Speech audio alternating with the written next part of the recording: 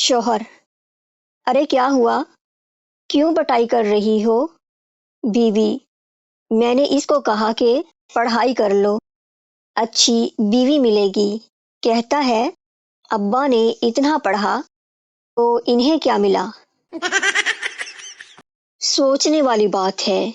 جب بھی سنا ہے لڑکوں سے ہی سنا ہے کہ میں بڑا آدمی بنوں گا، کبھی لڑکی کو کہتے سنا ہے کہ میں بڑی عورت بنوں گی۔ ایک شخص چھینک روکنے کے لیے طرح طرح کے منہ بنا رہا تھا۔ ساتھ بیٹھے آدمی نے کہا، بھائی آپ چھینک کیوں نہیں لیتے؟ اس آدمی نے کہا، بھائی میری بیوی نے کہا تھا کہ جب تمہیں چھینک آئے تو سمجھو کہ میں بلا رہی ہوں۔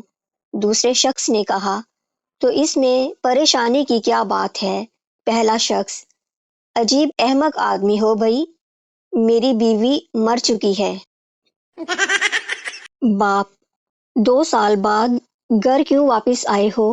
بیٹا: میں نے کہا تھا نا کچھ بن کر ہی واپس آؤں گا۔ باپ: کیا بنے پھر تم؟ بیٹا: ایک بچے کا باپ۔ جنگل میں شیرنی کا قتل ہو گیا۔ شیر نے جنگل کے سارے جانوروں پر پرچہ کٹوا دیا۔ شام کو سارے جانور تھانے جا رہے تھے۔ سب سے پیچھے ایک چوہا بھی جا رہا تھا۔ گیدڑ نے اس سے پوچھا، تم کدھر جا رہے ہو؟